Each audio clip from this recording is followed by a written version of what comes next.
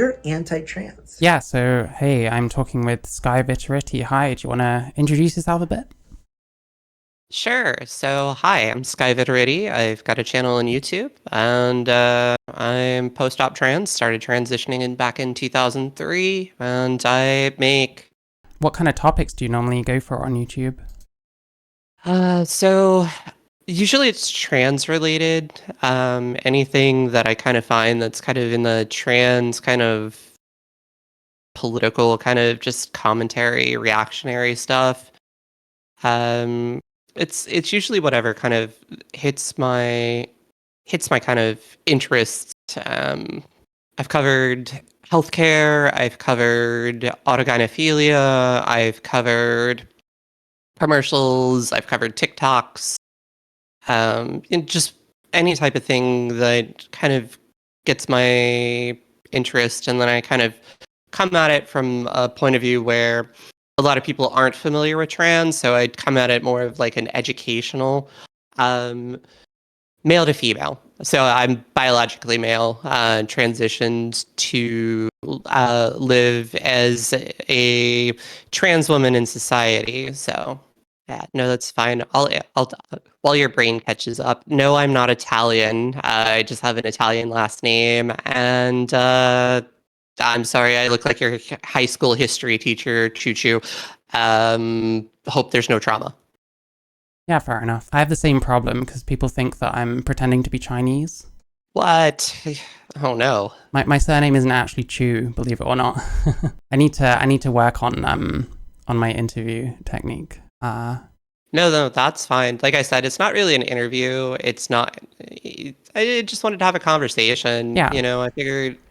I figured, you watched my video, so I had someone come. They left a comment on one of my videos. I came over, watched you watching my video. I had already seen you with Ray talking about is there more than two types of trans woman? And I was like, you know what? I would love to have a conversation with someone who's trans because I usually talk in kind of a level where I'm trying to explain trans stuff to people that aren't trans. And it'd be really nice to have a conversation with someone who is trans because I don't get to do that as often as I used to. And just kind of talk about like what it is to be kind of trans, what it is to be in a trans community, kind of talk maybe like what it means to me when I say that I'm a woman or what being a woman is. And so maybe we could have kind of like one of those type of conversations where we both are open about the fact that we are biologically male, we are trans, but we're not appropriating women, we're not appropriating female culture, we're not saying that we're out there women are women, a woman face or anything like that. We're not in the gender woo magic words and phrases. So I was hoping to have like a real conversation with someone and kind of one of those regards. Yeah, gotcha. Do you think that the woman face thing is a thing, and like how much?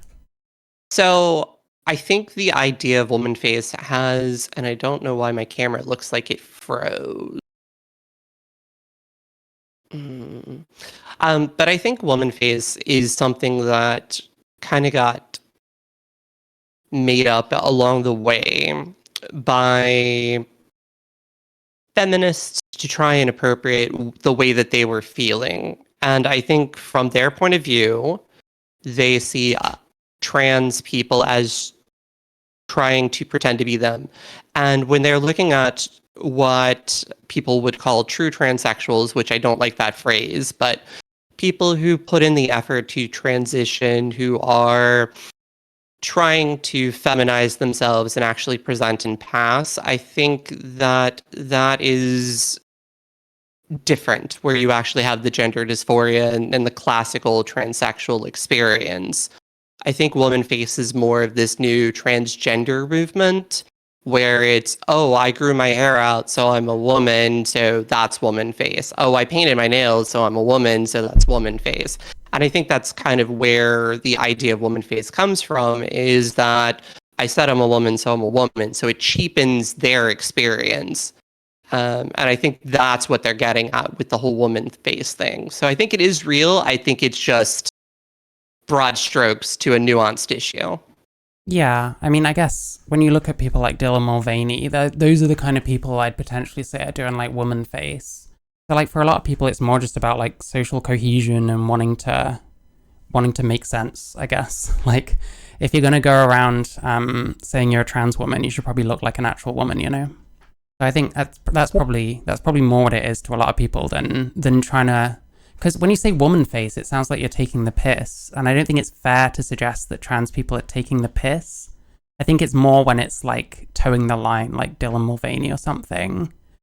So I guess I agree it's a thing, but not always. I think some people want to apply it to all trans women as a means to, you know, I don't want to say invalidate, but I can't think of a better word, you know what I mean? Yeah, I mean, Josh Sider, that was a woman face. That was, to me, that was absolutely woman face. That was him just saying, I'm a woman now and doing nothing. Whereas someone who is more like a Blair White, and I know people use her all the time, but for this audience, I think she's the most representative. A Blair White who's put in a lot of that effort, who is a very passing homosexual, transsexual. I think, looking at her and saying that she's put on woman face, no, she's put in the effort to actually present as a woman in society. And, you would have a hard time looking at her and not seeing someone who is a woman. And then, for most people who are, I would say, HSTS, I would say you would probably look somewhere kind of more androgynous. You would be somewhere along the wasn't that you wouldn't get clocked, but you wouldn't get outed, but you wouldn't get validated either. You're kind of somewhere in the middle, and I think that's where most people would kind of sit, and that's not a bad thing, I don't think. Yeah, I mean, if we're thinking in terms of social cohesion, you only have to really look good enough that in passing, people won't really question it. Like, someone like me, I feel like probably when people are walking past, they don't necessarily realize. And it's if they get a closer look or like talk to me or something, that's when they maybe would notice something different. You know what I mean? Yeah, I talked about on my channel coming out and being online and having to re-educate myself with the language that I use, because I had been stealth for, like, I didn't talk about being trans outside of, friends, family, very, very small group of people. If I didn't have to talk to you about being trans, I didn't talk about it. And so I used female pronouns and just went about everything stealth, right? And I didn't get noticed to be clocked. People didn't look at me any different than anyone else. I look a lot like my mom, except I'm much taller than her. She's very short, but I look just like her. And so I felt very comfortable. You know, I'm tall, and that made me feel a little awkward, but I was comfortable in the world. Coming out and talking about language and stuff, and things like saying the word woman, right? Referring to myself as a woman. Well, I operate as a woman in society, but calling myself a woman online, I would get attacked, right? I get attacked from the TERFs or, people on the right, like, you're not a woman. I'm like, no, I understand that, but I don't know how to describe myself because I don't refer to myself as a trans person outside of this space, this very nuanced. And so then on the flip side, I trans to me is not an identity. I don't identify as my mental health condition, and so that to me is I don't identify as a mental health condition. I don't understand people that would go around and say I identify as gout, I identify as cancer. To me, that's essentially what they're saying, and I can't wrap my brain around that. Yeah, I So mean, I guess they're I saying I identify as a woman, but maybe you're saying because of their gender dysphoria, that means that they're kind of, is that right? Like they're kind of identifying as their illness. well, so to me, I have gender dysphoria. I transitioned. I brought my sex characteristics in line to get the dysphoria under control. And so for me, that was critical. I got, my body in line with my brain so that I could continue functioning after years of therapy trying to do it the other way around. And so I started living as a woman, but I never referred to myself as female. And so I'm not delusional. I know I'm not female, but I lived as a woman. So if someone was female, I put them ahead of myself because I was always, the third, like female only spaces. Okay, but you run into that option. There's two options. Which one do you run into, right? Third space, I know where to go. There's two options. I went to the woman's space. Some people have concerns with that, but my mental health condition is this. But we've changed. We've changed from being transsexual, where it was a mental health condition, to transgender, where anyone can associate. And there's a big difference. So now people are saying, I'm trans, I'm trans, I'm trans, and they don't have the mental health condition. But to me, they're running around saying they're trans. It's the equivalent of saying that they have my mental health condition and they're wearing it as a costume. So it's the equivalent to me of people saying that they have blackface or woman face. So I understand to some extent where they're saying. I saw a question in the chat about whether I think Dylan Mulvaney is performing woman phase. So that's a hard one because I don't know if he has gender dysphoria. If he has gender dysphoria, regardless of how it presented, then I did a video on Dylan, and I think it started off as a joke. I think it started off as a way for him as a gay man to make money. I think he saw trans as a money-making opportunity.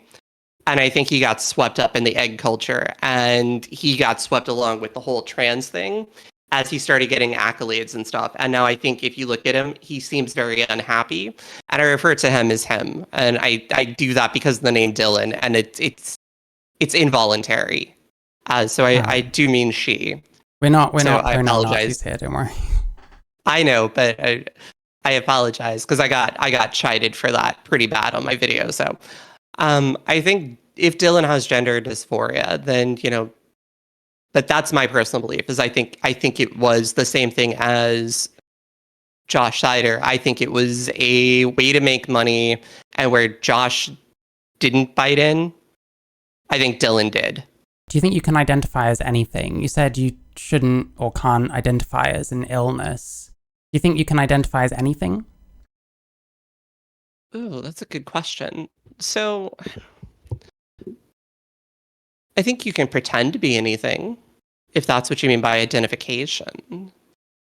But, Buck Angel says he's biologically female, pretending to be a man to live with his gender dysphoria. Yeah. I'm biologically male, pretending to be a woman to deal with my gender dysphoria. Same concept. If someone wants to identify as a cat, a dog, whatever, go down furry route, or they want to identify as a chair. Thank you, Nominal Naomi. I love that analogy of the chair. I can't get it out of my head because it was so stupid. I don't think I've seen that one. It's a classic. Good TikTok video from her. Such a stupid argument. If you can't define what a chair is, then obviously you can't define what a woman is. Oh, people were saying that a chair and a horse could be defined the same way. Yeah. Same concept. Despite chair, the fact horse, that woman. Horse is a living being. Yeah, it was all part of the same kind of concept there. But I think you can identify as anything for pretend, but when you start pushing that identification onto other people, that's when people start having problems. It's just like religion, right?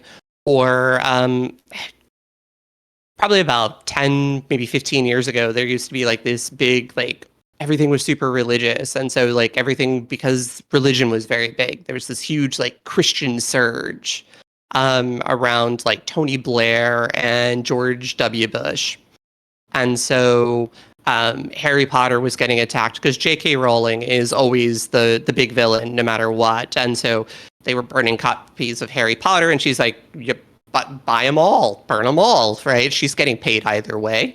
And you had people who were like, religion is like a penis, it's perfectly fine until you take it out and start shoving it in my face. It's the same concept with these identities and stuff. And I It's the think same that's for how literal most people are feeling. penises. I think that's really the way it is with a lot of this gender stuff too. I think that's how I was. I was like, look, I didn't care until it started impacting me. And I think that's how a lot of people were. And that's how most people, I think, are with Yeah, most things until it impacts them. most people don't have a problem until they experience a problem with like the community or something, it seems like. Or they start seeing some of the news that comes out about, detransitioners or like trans kids or whatever, and they start to realize it's going too far. But it's almost kind of hard to wake people up, because it's very hard to make people realize that it's not just a benevolent thing. Because I guess it all seems very innocent. Like, who cares if someone wants to live their life as a woman when they're male? And in practice, I guess I wouldn't care, but it really depends on so many things, Like, am I forced to talk about them a certain way? Am I forced to agree with them when they talk about their gender identity, And that's what it's like coming down to now. I never cared. I tell people, I'm like, I don't care as long as you get my name right. Oh yeah. like I don't care what pronouns you use. I don't. When I first started coming out, it was very sensitive for me, and my aunt pulled me aside, and she gave me a wake up call, like a serious wake up call, and she's like, "Look, you've spent your whole life figuring this stuff out. We just found out about it. You need to calm the f down and give us some time." And I was like, "Yes, ma'am." And after that, I just literally, it was like, okay. And so I've kept that in my mind that, people need time and understanding. Yeah, for sure. It kind of feels like a lot of people, they just want instant like agreement, and if they don't get that, it kind of seems like they're very quick to cut people down. Honestly, I think telling someone to calm down is probably the best thing anyone can do. I think if more of these people kept the words calm down in their heads, maybe we'd have a bit of an easier time. I don't know. I agree, Sam. We should make sure that more trans women stop shoving their penises in people's faces and stop jerking off in women's restrooms. Oh my God. I can't see YouTube properly. Oh, well, I'll have to keep relaying the chat then. It's fine. I can see it. I have to open all these different things because technical boring problems. We have to get you another monitor, okay? I do need one, yeah. I only just got another computer, which I'm still not using because it needs setting up properly, which I haven't done yet. So we'll have to get you another one. I think what is it? Is it Mary Kate Delvey on Twitter always does the TikToks of listening to trans people, and I think they're absolutely fantastic. And the reason I enjoy them is because this will sound really weird. So she has a whole series, if you're unfamiliar. She has a whole series. I think there's like 50 of them now, but it's all Reddit and Facebook posts from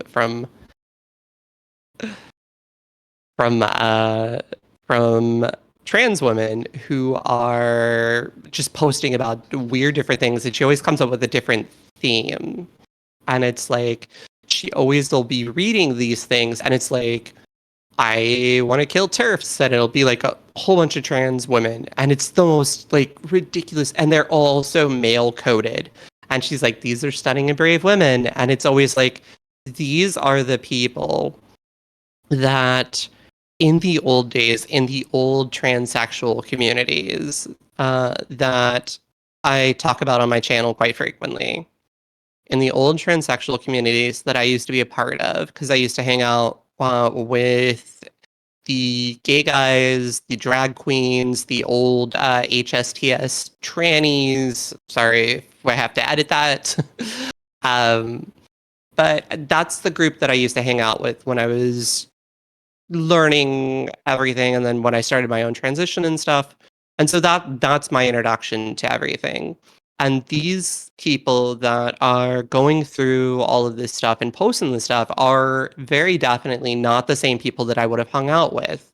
And so I know a lot of people don't like Blanchard, but I believe Blanchard's theory, and you said it yourself earlier, Blanchard's theory has a lot more legitimacy to it than gender theory. Gender theory is just magical thinking. Blanchard's has evidence, and these TikToks definitely have that evidence to it. And I love watching them because it's all the stuff that I keep pointing out, that these people are not the same. And it really does point to the evidence that Blanchard was onto something, but the well was so poisoned by all of this trans activism. Now, granted, was the way he went about the research the best way? Probably not. But when you go so aggressive against the research and the researcher, you poison the well of your test subjects, because who are your test subjects? Trans people. Well, who knows about Blanchard and AGP? Trans people. Well, who do you need? Trans people. Well, if trans people are the ones that know about it, they're already biased. So you can't get good test subjects. So you can't get good test data. So forever, we're not going to be able to get good data on trans people around autogynephilia and this type of paraphilia, because it's all biased. Sorry, I rambled way too much, but No, it's her okay. TikToks are fantastic because it leads this way. I'll have to have a look. Tallybop says, please specify what was wrong about the way Blanchard went around about his research. I think that's an interesting question. We didn't really want to talk about Blanchardism today, but I didn't mind. I didn't I mind. I was going to say I can ramble about that for a few minutes if Yeah, no if you problem. if you want. Okay. So some people say the way that he went about his research is akin to torture. I don't think that's really what it is. What he did was he looked at a group of trans people that were coming into the clinics that he worked at, and he was trying to figure out ways to classify them, to figure out how the gender dysphoria presented and to classify them. He gave them a bunch of surveys. Yeah, no, it was. I understand it was, Tally. It was a good question. And so the methodology they used was surveys. He did surveys with the different groups. He did blood flow stimulation tests where he measured blood flow into the penises of these trans women to see how they responded to different stimuli, visual, audio, and sensual, different textures and stuff, and then asked them questions, showed them images, saw how they got stimulated, and asked them all sorts of stuff. It's very akin to some testing that Canada did in the 70s. So this was along a line of thinking around this time, because you have to remember Blanchard was doing this testing in the 80s. So the testing that Canada did in the 70s was trying to test if you could test gayness in men by showing men if men would get erect by showing them images of naked men, and if they got erect, then they weren't eligible for service in the mounted police or the Royal Canadian Military or anything like that. Those type of testing, however, were decided to be invalidated in that the testing was not done in a way that, and I have to get the phrasing here right, in the 90s, it was decided that blood flow testing to test homosexuality or transsexuality was not valid because it unfairly stigmatized mental health conditions. And that was the main concern with this type of testing and the methodology behind it. But that methodology is what led us to these different classifications. And those classifications were used as justification for denying people surgeries from the Toronto clinic. I'm pretty sure it was the Toronto clinic in Canada where Blanchard worked. So that was what was deemed wrong with the techniques. And so they said it was torturous because because the test is invalid. So that was the logic behind it. And so then you got the TRAs that are like, it's pseudoscience because da da da da da da da. Oh, so we're saying it's not a flawed instrument for measuring arousal. It's the issue that it's discriminating for employment. Would you agree with that? It's So it's measuring what it's set out inconsistent. to, I guess, in a lot of ways. It can be inconsistent in the blood flow. So you can get aroused differently at different times, morning wood or whatever. Yeah. It's also, you could be discriminated against by, like you said, employment, housing, et cetera, et cetera. So you could be used it to get Yeah. things taken. I guess Tally's So, point there would be more that that's kind of post fact. It doesn't really affect the science itself.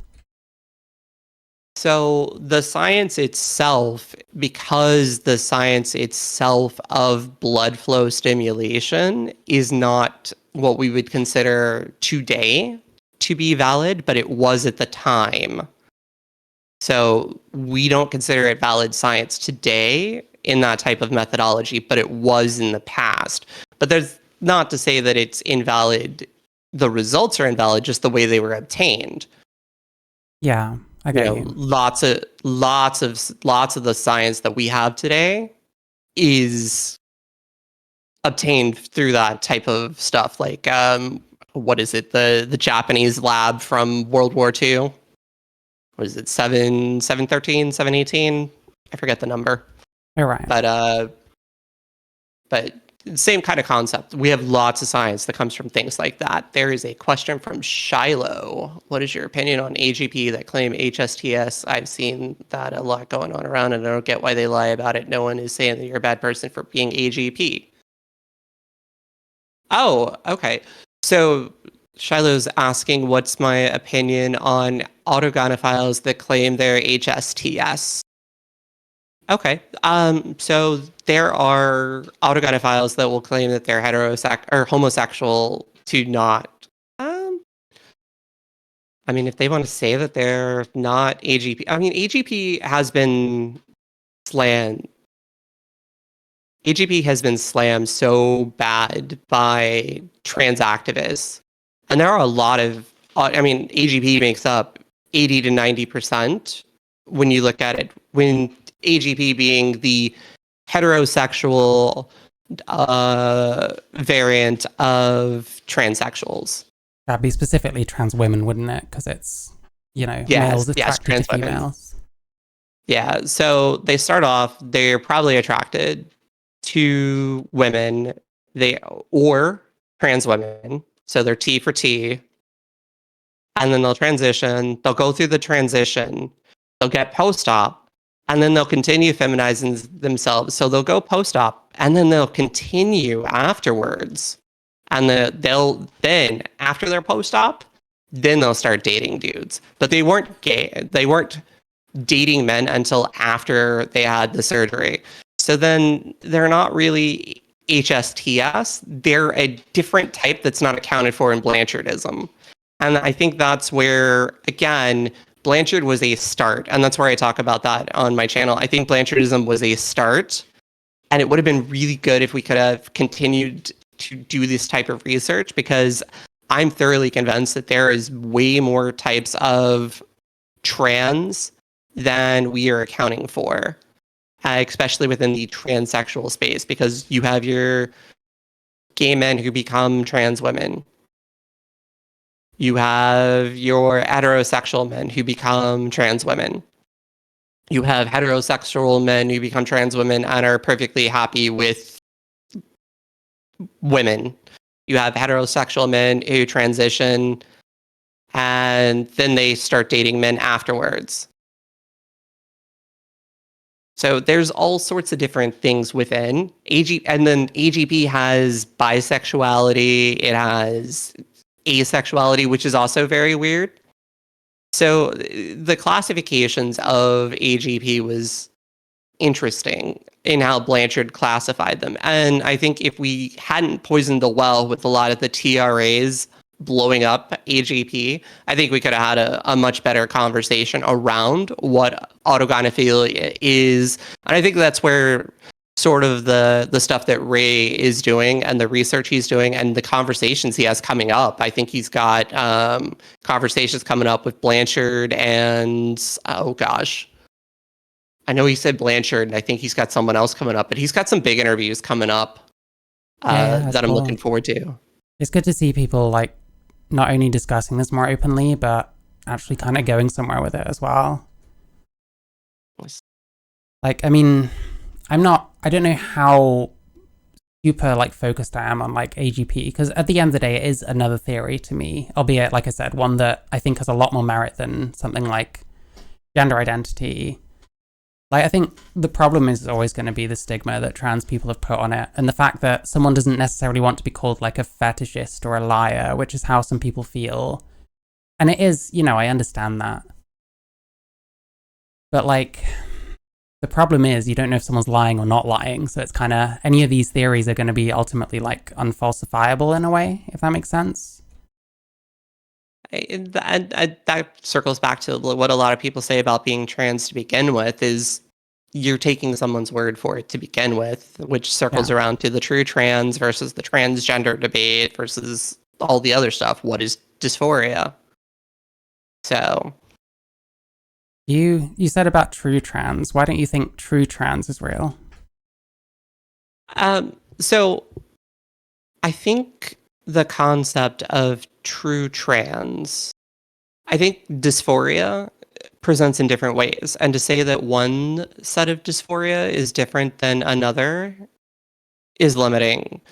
For, so my type of gender dysphoria is body dysmorphic. I've had it my whole life since I was a child. Right? I close my eyes. I always see a, a female. Have since my whole life. Like, it's always that. It's always been that. It's never had anything to do with sexuality or anything. It's always been body dysmorphia, even as a small child. But then there's other people where it starts with, looking at pornography or looking at things like dating sites or conversations, where it starts developing through other means. Then there's other people that just sort of it develops after puberty. There's other people that has it starts as like a desire to just dress, and then it grows. So it's the paraphilia mount. So there's so many different ways that it presents and can develop. And so to say that there's a true trans is very limiting, because who gets to decide what is the true trans? And I think dysphoria, should be a requisite. But to say, oh, you're not trans because you don't have this type of gender dysphoria, and that's the true one, I think that's, again, the nuance. And I get into the nuance a lot, and that gets me in trouble with a lot of people because they don't like the Yeah. nuance. I think a lot of people, they'll last a few rounds and then they start getting angry. I don't know. I was gonna ask something else and I've forgotten it. This is gonna happen. I'm sorry. I frequently. have a propensity to ramble, so you have to stop me.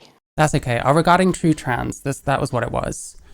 Like, I don't really agree with true trans being a thing either, but to be honest, I think the reason why is that I'm not convinced anyone just has gender dysphoria. I think it's probably more likely to be a symptom of something else, like trauma or, I don't know, any number of things. I'm still kind of working it out, but I'm not sure if anyone's born with gender dysphoria, if that makes sense. I've been trying to figure that out. I've been trying to figure out my whole life where this came from. No one can figure it out. I asked my grandparents before they passed away. They couldn't figure anything out. My parents, they can't figure anything out. Therapy, I still talk to a therapist after all these years, So Just you would feel like perhaps you were born with it because you can't find an explanation for it?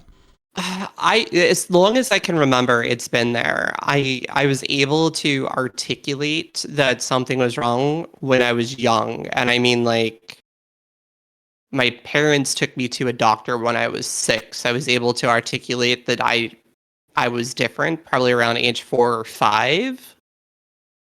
But yes. 79, Sam. I was born in 79. I have no problem saying that. It's odd because usually you hear from older people and they'll say, I knew since the age of 4, but I never had the language. But it sounds like you kind of did have the language, or at least some form of it. I was able, because I went to a daycare. My grandmother used to put me in a daycare facility, and there was a bunch of like little kids there with me, and there was, I don't know, probably about 10 or 12 kids, and I I always played with the girls and everything. I didn't want to play with the boys, and my grandmother every day would have these little conversations. You're not allowed to do this. You're not allowed to do that. You're not allowed to do this. You're not allowed to do that. And I'd just be like, why?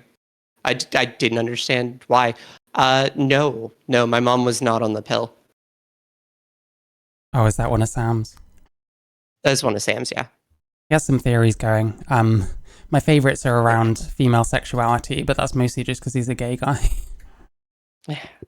Don't get him started, please. No, I've already said too much. My mom until for anyone curious, my mom was one of those straight edge ladies until my brother was born, my youngest brother. After he was born, she went on and became an alcoholic. So she fell off. So she fell off straight edge, became an alcoholic, and then things became really bad. But my brother was born when I was already 6, so I was already seeing a therapist before he was born. Right. So that was about when you were starting to feel it, I guess. So I was already in therapy before he was born, and I was already feeling it before he was even a thought. So fair enough. Yeah, I mean, I feel the same way. Like, I had like thoughts that I'd rather have been born a girl. Like, to me, that doesn't mean that I'm trans by itself, or that it definitely doesn't mean I was born in the wrong body or whatever. It's just interesting how we kind of get similar stories, and you wonder how many of them are rehearsed, but you'll never tell. I don't know. One thing I watch, like, maybe this sounds weird, I don't know. I tend to watch like very, very early transition people that start vlogs like when they're very, very early transition, and kind of listening to the stories, they hit a lot of the same beats. And I don't know, it's difficult to square that people are experiencing all the same thing. Do you know what I mean?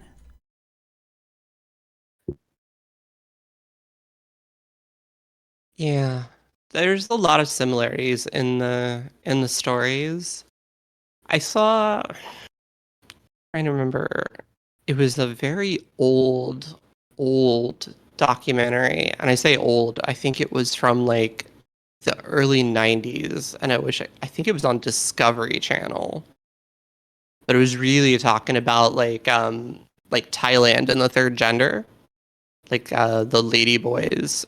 And I didn't see it until I was probably like in my 30s. I found it on YouTube, so who knows if where it is. But one of the theories the guy talked about was the reason that he thought, and the guy was like in his 70s. I can't remember his name now, but the guy said that he thought that a lot of the reason that he thought this happened is because,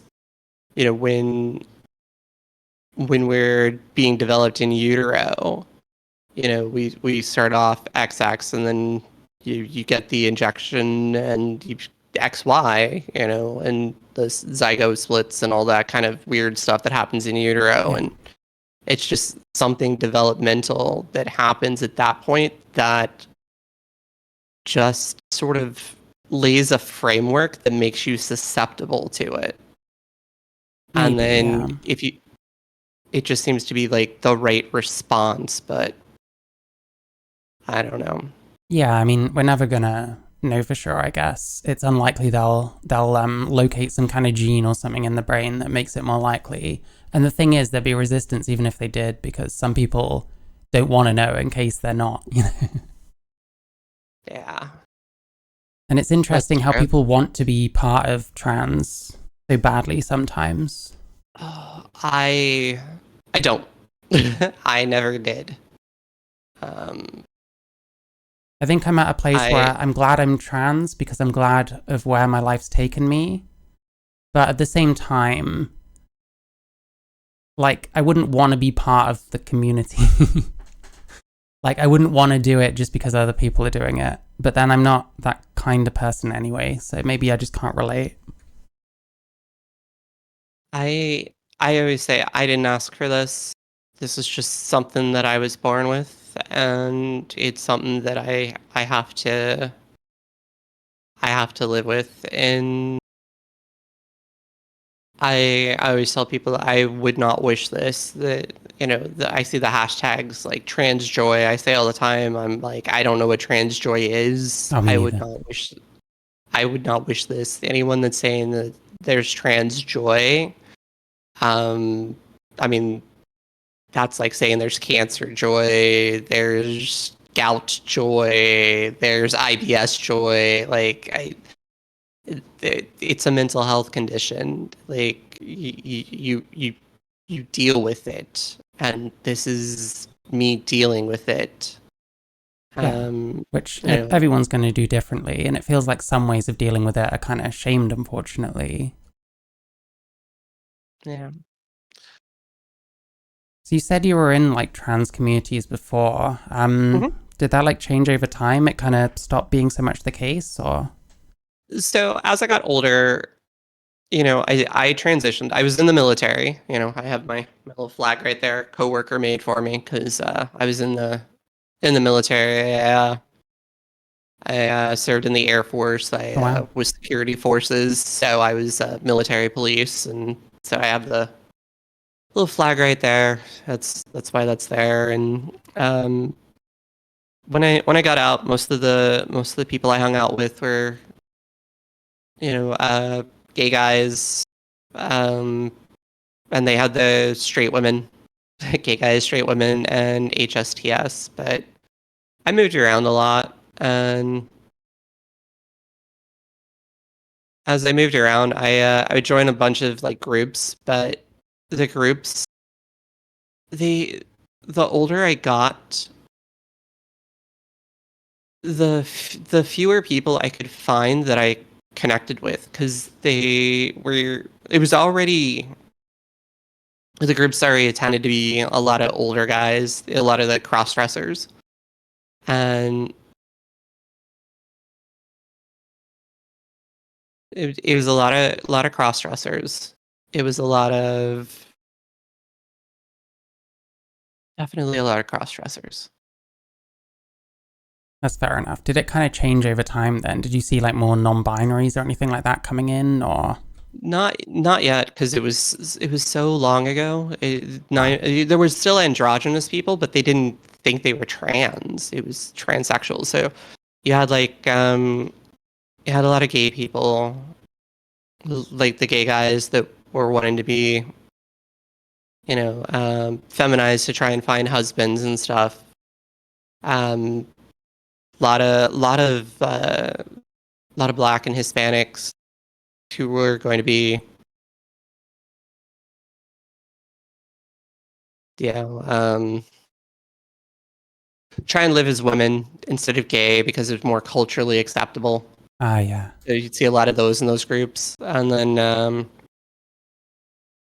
you you you'd see the people that the younger people started skewing younger, and then you would see people start skewing older, and I just didn't fit in with them as much because then you start getting more of the transbians or the people that stopped putting in the work. And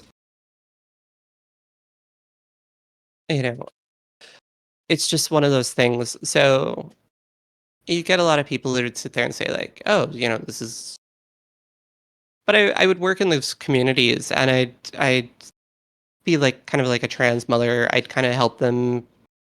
Here are the resources. Here's the different groups. Here's the doctors. Here's the safe places. Here's the not safe places. And you'd see a lot of just kind of guide them on their journey a little bit.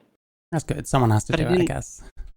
yeah, but I didn't have anything in common with them as people. They were a lot of like they were coming from like online social media groups, because this would have been 10, 15 years ago. So you'd start seeing like the anime fans. Like you'd start seeing the guys that would show up and they're like, "Oh no, I'm keeping my dick." Yeah. It's like, wait a second, Very vocal what? about it, as if anyone needs But to know.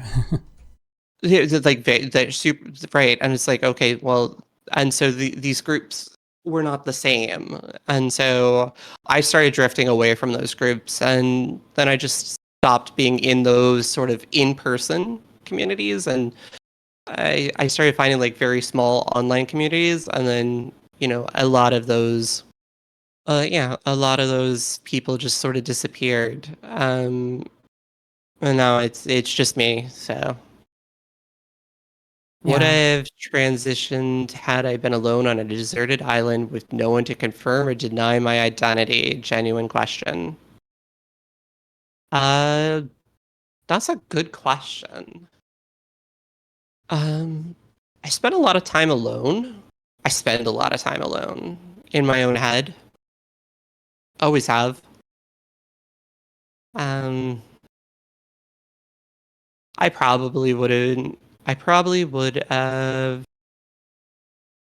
been, probably would have transitioned or unalived myself, even if I was on an island by myself, because I was already trying to do stuff like mutilate my body as a child. So I was going to do this one way or another. It was just a matter of when. I mean, if you feel it inside yourself, I guess you're probably going to end up like that one way or the other. That's the way I feel about myself. I've become very like nihilistic about transition. I don't think it's anything deep or really means anything. But at the same time, I would only have ended up like this anyway, I feel. So it becomes like, well, I could be a feminine man with a penis and a flat chest, or one with a vagina and boobs. And it's like, well, the second one looks more feminine to me and I like that better. So I can wear leggings and shit. Sign me up, you know what I mean? Yeah, I didn't transition for other people. I didn't validate, like, my identity is not validated by other people. Like, and I think that's the big thing for a lot of these other. I think that's the difference between me and a lot of the other people in these communities, and why I didn't have the connection with them. They wanted validation from everyone. I didn't care for that. How would they sort of go about I that? so they we'd have like meetups, right? And so we'd have them in like the basement of a friendly church or something. And we'd show up and you'd get like, some fella show up and he'd be like, I got this new dress, are not pretty. And you'd just be like, and you'd just walk around and be like, I got new shoes.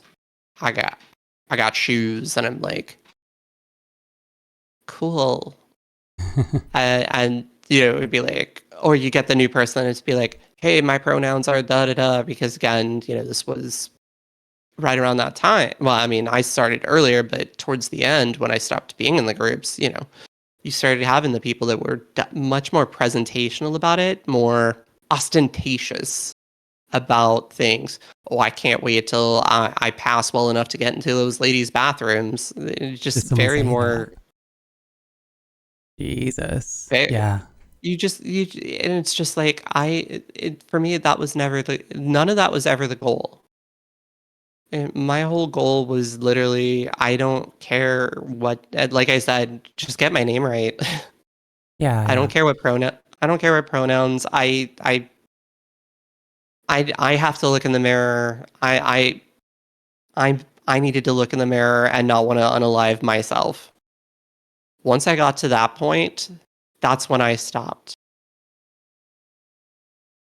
Yeah. And that was, you said you felt that way kind of since you were young. Is that right? I'm sorry, say that one more time. So you kind of felt that way since you were young, you were saying. You were like trying to mutilate yourself and stuff. Oh yeah, I more than once my parents walked in on me with like kitchen shears or Oh, a wow. knife with so I had it like stretched out and I was little, I mean, but you know, And it was over this, you think? I I don't know why else I'd be trying to, cut that off. Yeah, of course, yeah, yeah. Well, what I'm kind of going towards is, how do you feel about like child transition with that in mind? So I did a video about whether or not I'd be a trans kid, and my parents have told me over and over that they would have they would have medicalized me because all of the signs, everything, I would have been like one of those candidates. And I tell them I'm so glad that I wasn't, because looking at everything with those medications and stuff, knowing what happens, losing sexual function, like I would have passed better. I wouldn't, like, it's a trade-off. It is very much a trade-off. You're trading adult function for aesthetic. Yeah, because I mean, the surgery, You like often you get that sigmoid thing instead of like an inversion because it doesn't grow properly down there.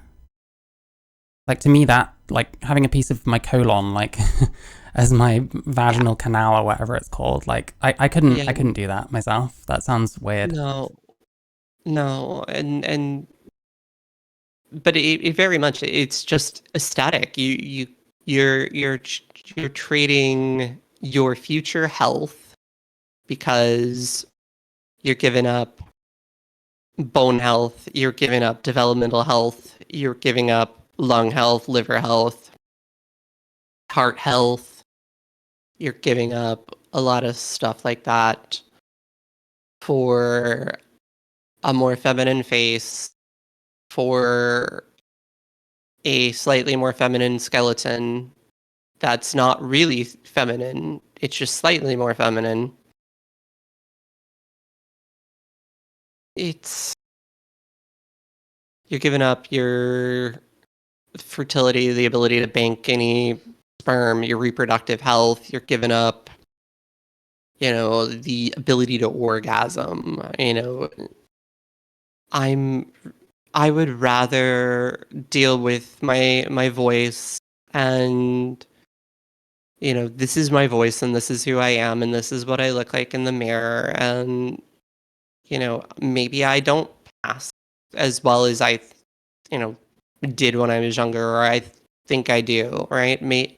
Maybe people are just being friendly, but I feel that one. Like someone but morphous I'm as you okay. can't tell if they're taking the piss or if they're like actually, genuine. But at the end of the day, I'm not asking them to be friendly or take the piss or anything like that. I'm not asking them to do anything. I'm just living my life on my terms. You know, I have a mental health condition. I'm taking care of it for me, and I'm not asking the world to play pretend with me. And I think that's the big I think that's a big difference. And not wanting to do that as a child, but doing it as an adult when I'm in the right headspace, I think that made a bigger difference. Yeah. But For I me, can see yeah, go ahead. I couldn't have made that decision as a kid. It just terrifies me because everything you're saying, it comes with the added risk of not only going back on it one day, but also going back on it knowing that you made a decision as a child that's taken away your ability to breastfeed or your ability to have kids yourself, which you might not have even been thinking about as a kid. So to me, I can't really conscience it. But at the same time, I do understand that dysphoria is like crippling for some people. So it almost becomes like, well, what do you do with those people, you know? I mean, I spent a lot of time in therapy, and people always are like, "Well, the therapist converted you," and I'm like, "Well, no, I went to the therapist because I had the problem. I had the problem first. The therapist didn't convert me. I was trying to cut my penis off before I went to the therapist. That was why I went to the doctor." But um, I I think I think that when we make these decisions as kids, even if as adults, we have a chance to regret them. Yeah, But true. like, I couldn't imagine making that decision as a child and not even knowing all the things that I would give up. Yeah, because I mean, I don't know. If I think about myself as a child, you know, I'm what, about 10 years younger than you or so. Like, to me, it's like I didn't know anything. Like, if I'd have made this decision when I was like 20, I probably still feel the same way. I had no idea what I was doing. I mean, I was barely getting my head around life when I was 25 when I started, you know? I was 23. I was still in the military. I started therapy while I was in the military, and they were hiding me. It was actually really funny. They were hiding me. And this was under Don't Ask, Don't Tell. And I got found out, and they were doing a drawdown. So they rather than kick me out, they just added me to the drawdown list. So they let me out rather than go through the formal Don't Ask, Don't Tell process, which was very nice of them. They didn't have to do that. But for about a year and a half, I was in the military getting therapy and hormones and stuff in 2003. And, they helped me transition, and they hid me, you know, because I don't know. I still don't know. But I'm very grateful. You know, I I've been fortunate in a lot of ways. That's the thing. Like, it's hard to explain, especially when it's like, this is just something that's helped me. And like, when someone asks you in what way, it's like, it's not easy to define. So to me, I feel like there are always going to be people that don't understand it. And there's always going to be people that find it ridiculous. Because even if you say that it helped you, they might just not be able to comprehend that. And it's like, how do you explain? I often wonder like how to explain what benefits I even got from transitioning, even though I feel better within myself, you know?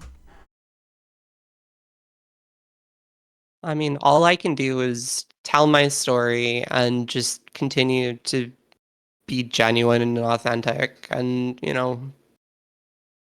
I I don't have any incentive to go out here, and had no incentive to come out and tell my story to begin with. You know,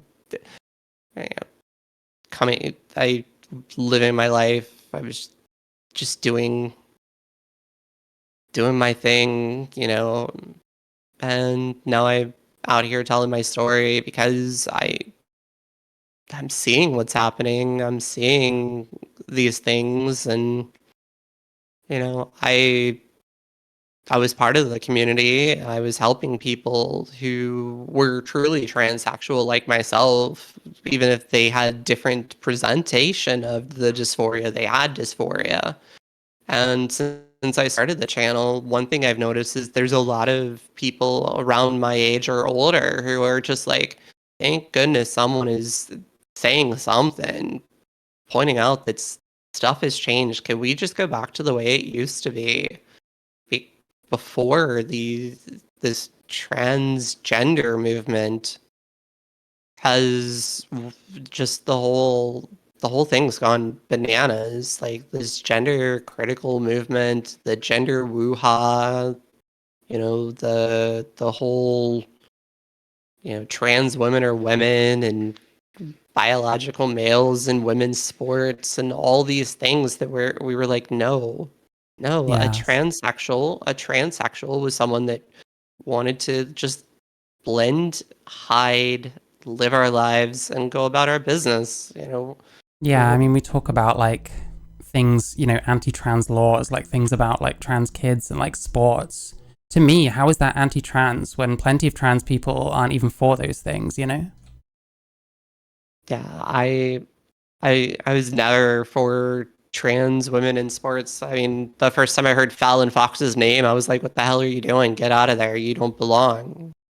And anytime someone's like, oh, they're the first trans person to do this, I'm always like, nope, nope.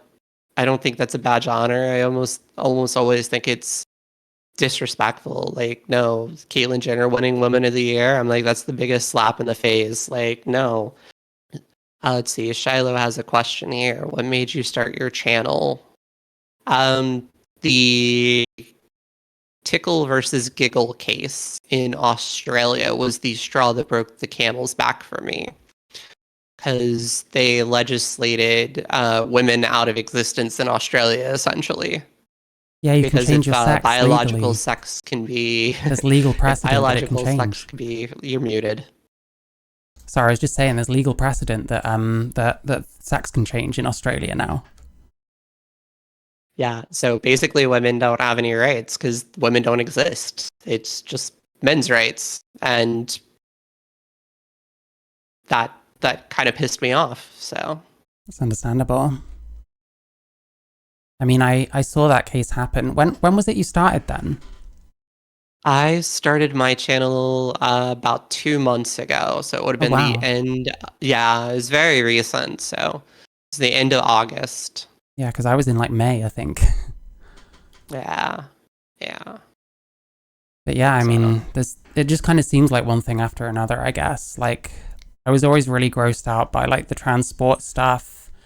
Um, to me, I saw like 2023 things change kind of in a big way. Like things like that Harry Potter boycott, that video game that everyone wanted to boycott on the internet, and like watching all my friends like completely debase themselves, like running around spoiling the end of a fucking video game because it turned out more people bought it than they wanted. And we have all these conversations about kids now, which is like this wasn't what anyone was talking about when I was like just starting out, or maybe I was oblivious to it, I don't know. But it's just one thing after another. It's like everything that happens is going to start radicalizing more people against our movement or whatever. The trans. I mean, I'm not part of the fucking movement, you know what I mean? But now I definitely not part of the movement on either the TRA or the TERF side. They both have arguments.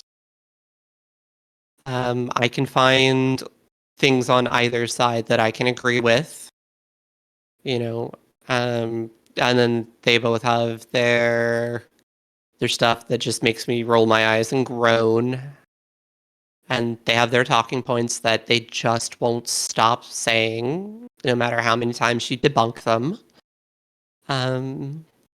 But there's definitely a backlash coming from the TRA movement because of how far they've pushed. And I think it's kind of akin to our penis's comment earlier, where they're just in everyone's faces saying, you will respect my pronouns. You will do this. You will accept this. And people are fed up and tired of it.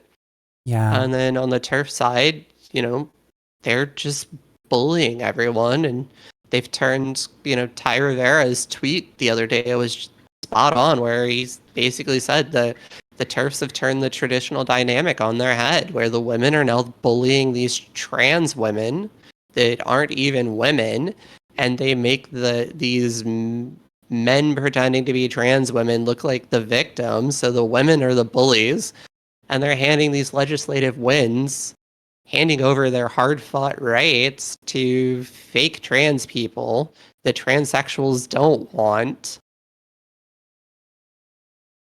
It's just so frustrating. yeah, And actual transsexuals, when we try and have our voices in there, we get shouted down as being transphobic or grifters or we're turfs, or you have someone like Buck Angel got shouted down, but he was on Alex Stein last night. Oh, I haven't seen So that yet. I didn't get to see it either. I was watching hockey, so it's on my to Yeah, watch list. because I would have But thought like it seemed crazy when I watched the Alex Stein and Josh Saiter thing when they were talking about him. It was like they wouldn't even stop talking over the clip, and like maybe if they weren't doing so, they'd realize actually they kind of agree with him on a lot of points. But I don't know what happened from them actually talking. I don't know if I should react to it or not, but yeah, because to me that would be if quite I an easy conversation surely to like move him at least a little bit. yeah. Where do you kind of the elections coming up? Where do you kind of lean politically, if you want to answer? So oh no, that's fine. So I used to be a liberal Democrat, very left, until probably 2012. Um, I voted for Obama, and then after that, I just been kind of politically homeless because that's around the time they started getting all of the like after Oberfell and same-sex marriage went. That was kind of like Yeah, the big you know LGBT rights kind of thing. yeah, I remember. After that, um, yeah, the money started flowing in for like transing the kids and the pronouns, and the left started going like that direction, and I started just seeing myself. My views didn't change, the left's did, so I just found myself being kind of politically homeless at that point. I think there's Let's a lot of see, people that feel that Shiloh. way. Yeah.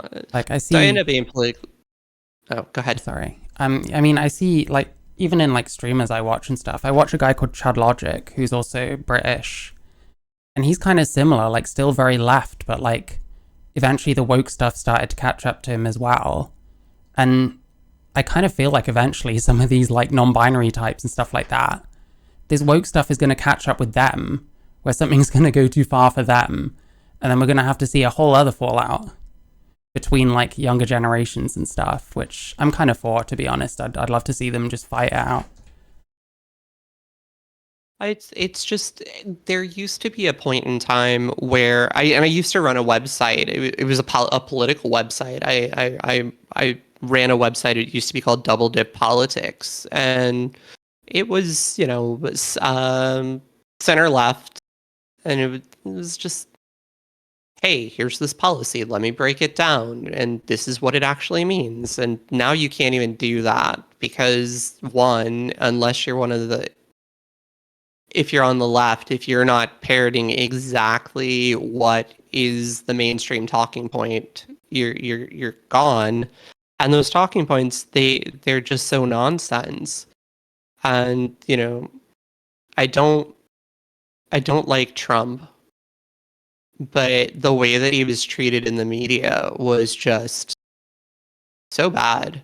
Like the media was definitely against him because you would see so many clips in the US where the media would say one thing and then you'd see the full clip and it's like, well, no.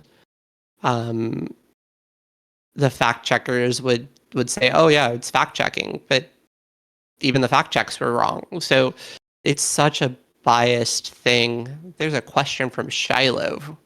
What is my take on the New York Islanders? It's an off-topic hockey question. I think they need to get rid of Lou Lamoriello. He's in his 80s. I think he's past his prime. Does he They've still play on the got. field?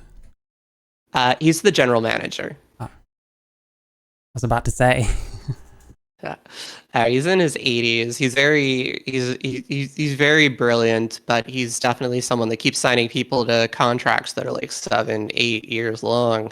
uh, He messed up that team so bad with contracts. Actually, did they get rid of him? I think they did. Or no, he's still there. But yeah, they've got too many people signed for too long and no cap room. So, It's so fair they're going to be enough. middle of the pack for quite a while. It's fair enough. I'm going to be honest, I don't know much about sports. I used to play like football, as in what you call soccer, when I was younger, but I was never very good. Like, I could like run fast and that was about it. Both of my brothers played soccer, and my dad was very much into them. I played hockey Oh, yeah. because hockey was the only sport I could find where the gear didn't change. Because like if you played basketball, like between boys and girls, the ball changed size. If you played baseball, it was t-ball versus softball. Oh, yeah. In football, it was tackle versus powder puff. But hockey, it was the same. Boys and girls, no difference. Was that the main reason? Yep. That's fair enough. Like, kids in this country, like, I think it's just girls that play hockey. You don't really get sort of boy hockey teams. You get, more American style hockey, like adult male teams, but like in school, like, because the girls would do like netball and stuff like that around us, and then we'd do like way different stuff sometimes. But yeah, I don't know. I don't have much to add to a sports conversation. I'm really sorry. No, that's fine. So yeah, this has been fun. It's been nice to actually be able to talk on topic and get into some of the little details with someone that actually understands some of the nuance there. Yeah. I mean, and I'm always up for talking to anyone, and eventually I will be less socially awkward, so it'll be easier to talk to me. But hey, it's a learning process. You're socially awkward? Very. Does it not come across very much? No. I feel like But maybe I'm just socially awkward. Maybe, I don't know. I always assume that I come across like really special needs on my streams, but that people find me entertaining anyway, so I don't know. I don't know. But hey, Right. if people can be proud to be a non-binary neutralese penguin, then I can be proud of being special, so. All right. I have one question for you, and then I'm going to go and I'm going to appreciate my time here because this has been really fun. But my one question for you is, when did you know? When did I know? When did you know? Probably when I was about 24. So, like, I was one of those people, I cross-dressed, but not in a cross-dressery way. I wore female clothes, but more like, skinny jeans and like t-shirts and stuff. And that was like I messed around with makeup since I was like 18, and I just wanted to look feminine and be perceived as feminine, and didn't even really know why. And then eventually I had to move away from where I'd been living to somewhere I didn't know anyone. I just couldn't really deal with not having friends and stuff, and I don't know. I guess I realized that, like, all this shit that I'm doing, feminizing myself, like, it's never going to stop. And it seems like a logical outcome, and my life was in the shitter a little bit at the time. I think those were all, like, factors. I always struggle with, like, male gender roles and stuff as well. Like, doing certain things as a male, like having sex and things like that. I felt a lot of pressure that I couldn't live up to. And I felt that around other guys. So, I mean, it's possible with the right therapy. I might not have even needed to transition, but I still feel like I would have come out the same either way, if that makes sense. That makes sense. But yeah, like when I turned 24, that's when I started officially like identifying as trans. And I normally say 25 because that's when I changed my name, was public about it, and when I started having like appointments and stuff. That makes sense. But yeah, I don't know.